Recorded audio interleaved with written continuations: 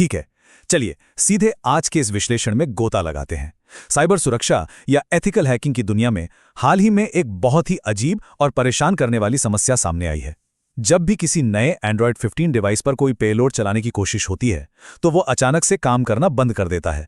Screen पर बस एक ऐप नॉट कंपैटिबल का एरर आ जाता है और सारी मेहनत धरी की धरी रह जाती है। लेकिन घबराने के बिल्कुल कोई बात नहीं है। आज बिल्कुल इसी समस्या को सुलझाया जाएगा। हम देखेंगे कि काली लिनक्स पर एपीके टूल का सही इस्तेमाल करके इस संगतता यानी कंपैटिबिलिटी की समस्या को हमेशा के लिए कैसे ठीक किया जा सकता है। चीजों को बिल्कुल स्पष्ट रखने के लिए आज का हमारा रोड मैप कुछ इस तरह होगा। सबसे पहले एंड्रॉयड 15 की समस्या को समझेंगे, फिर एपीके टूल का परिचय, उसके बाद जरूरी फाइलें डाउनलोड करना, टर्मिनल अनुमतियां सेट करना, इंस्टॉलेशन की जांच और आखिर में हमारा अगला कदम क्या होगा। तो चलिए आगे बढ़ते हैं। भाग 1, एंड्रॉयड 15 की समस्या, जो असल में एक एसडीके मिसमैच है। अब ये वो सवाल है जिसने हाल ही में बहुत लोगों का सिर चकरा दिया है। सोचिए, एक पेलोड बनाया जाता है, वो पुराने स्मार्टफोन्स पर तो मक्खन की तरह काम करता है, लेकिन जैसे ही उसे नए एंड्रॉयड 15 पर इंस्टॉल करने की कोशिश होती है, बूम, ऐप नॉट कंपैटिबल का एरर सामने आ जाता है। आखिर ऐसा क्यों? क्या एंड्रॉयड 15 ने सब कुछ पूरी तरह से ब्लॉक कर दिया है? खैर, इसका असली जवाब इन दोनों के बीच के तकनीकी अंतर में छिपा है। जो पेलोड पहले बनते थे ना, वे मुख्य रूप से एंड्रॉयड 8 या 9 के एसडीके यानी सॉफ्टवेयर डेवलपमेंट किट के हिसाब से डिजाइन किए गए थे। लेकिन एंड्रॉयड 15 अब बहुत आगे निकल चुका है। इसके सुरक्षा नियम और एसडीके की आवश्यकताएं इतनी सख्त हो गई हैं कि ये पुराने वर्जन वाले ऐप्स को सपोर्ट ही नहीं करता।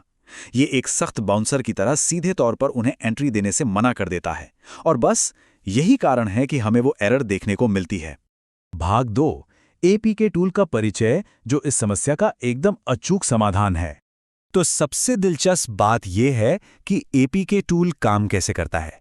ये 3 बहुत ही आसान लेकिन बेहद शक्तिशाली स्टेप्स में काम करता है।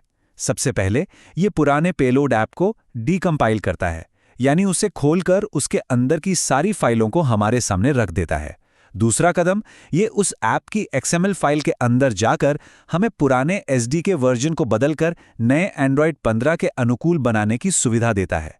और अंत में ये उन सभी फाइलों को वापस समेटकर एक नई काम करने वाली एपीके फाइल में रिकंपाइल कर देता है। ये बिल्कुल किसी पुरानी कार में एक नया दमदार इंजन लगाने जैसा है।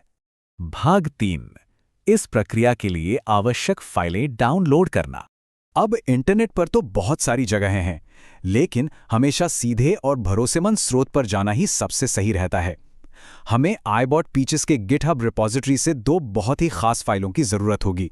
पहली है लिनक्स रैपर स्क्रिप्ट, जो हमारे सिस्टम को यह समझाती है कि इस टूल को चलाना कैसे है, और दूसरी है इसकी मुख्य फाइल, यानी कि एपीके टूल की .jar फाइल, जिसके अंदर सारा असली कोड छिपा होता है। चलिए सबसे पहले रैपर स्क्रिप्ट को निपटाते हैं। रिपॉजिटरी पर जाकर लिनक्स स्क्रिप्ट के सारे टेक्स्ट को सिलेक्ट करके कॉपी करना होता है। फिर काली लिनक्स की होम डायरेक्टरी में एक नया खाली डॉक्यूमेंट बनाया जाता है, और ध्यान रहे उसका नाम बिल्कुल एपीके टूल ही रखना है, बिना किसी एक्सटेंशन के। बस उस फाइल को किसी भी टेक्स्ट एडिटर में खोलकर कॉपी किया हुआ पूरा का पूरा टेक्स्ट वहां पेस्ट करके उसे सेव कर देना है। बहुत ही आसान है। इसके बाद बारी आती है मुख्य जार फाइल डाउनलोड करने की। यहां थोड़ी सावधानी बरतनी जरूरी है। हमें हमेशा इसका लेटेस्ट वर्जन ही चुनना चाहिए। इस विश्लेषण को बनाते समय लेटेस्ट वर्जन 2.11 है, तो रिपॉजिटरी में बस वर्जन 2.11 पर क्लिक करके इसे डाउनलोड कर लिया जाता है। ये सुनिश्चित करता है कि हमारे सिस्टम में सबसे नया और बग फ्री टूल मौजूद हो। एक बार डाउनलोड पूरा हो जाए तो फाइल सीधे डाउनलोड्स फोल्डर में चली जाती है। अब यहाँ एक बहुत ही महत्वपूर्ण कदम है। उस जार फाइल को वहां से कट करके सीधे डेस्कटॉप पर पेस्ट करना है। इसके बाद उस फाइल का नाम बदलना होगा। आमतौर पर उसका नाम काफी लंबा होता है, उसे हटाकर सिर्फ apk-tool.jar कर देना है। याद रखने वाली बात यह है कि स्पेलिंग बिल्कुल यही होनी चाहिए। एक भी अक्षर इधर उधर हुआ तो आगे के कमांड्स काम नहीं करेंगे। भाग 4, टर्मिनल के अनुमतियां यानी परमिशन कॉन्फ़िगर करना। होम डायरेक्टरी से जो एपीके टूल नाम की फाइल हमने बनाई थी, उसे भी डेस्कटॉप पर ले आना है। अब डेस्कटॉप पर कुल 2 फाइलें हो गई हैं। अब डेस्कटॉप पर ही राइट क्लिक करके अपना टर्मिनल खोलते हैं। टर्मिनल में सबसे पहले ls कमांड टाइप करके एंटर दबाना है। ये कमांड डेस्कटॉप की सभी फाइलों की एक लिस्ट दिखा देता है, जिससे हम ये पक्का कर लेते हैं कि दोनों फाइलें apktool और apktool.jar वहां सुरक्षित रूप से मौजूद हैं। अब शुरू होता है असली जादू। एक साधारण सी टेक्स्ट फाइल को एक शक्तिशाली एग्जीक्यूटेबल टूल में बदलने की प्रक्रिया। इसके लिए chmod कमांड का इस्तेमाल किया जाता है। टर्मिनल में chmod +x apktool टाइप करके एंटर दबाना है और फिर बिल्कुल वैसे ही chmod +x apktool.jar टाइप करके एंटर दबाना है। यहाँ जो +x है ना, उसका सीधा सा मतलब है कि हम सिस्टम को इन फाइलों को एक प्रोग्राम की तरह रन करने की पूरी परमिशन दे रहे हैं। अब हमारी फाइलें चलने के लिए बिल्कुल तैयार हैं, लेकिन एक छोटी सी दिक्कत है, वे अभी भी डेस्कटॉप पर हैं। पूरे सिस्टम में कहीं से भी एपीके टूल का उपयोग करने के लिए इन फाइलों को सिस्टम के लोकल बिन फोल्डर में भेजना होता है।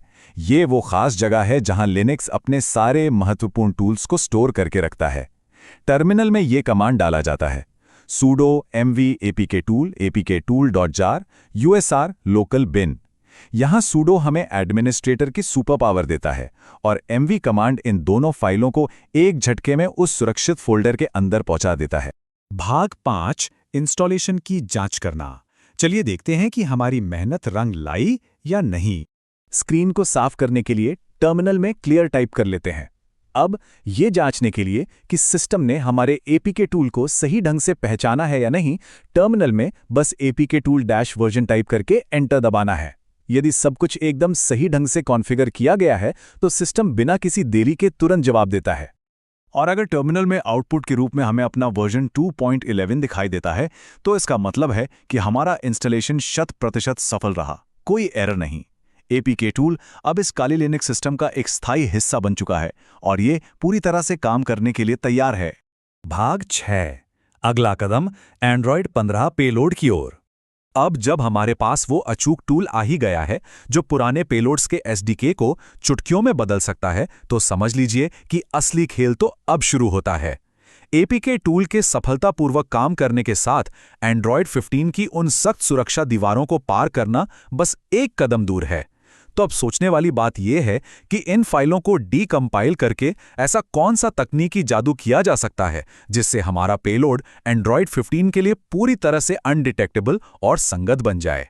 खैर, ये एक ऐसा सवाल है जो साइबर सुरक्षा की इस रोमांचक दुनिया में अनगिनत नई संभावनाएं खोलता है।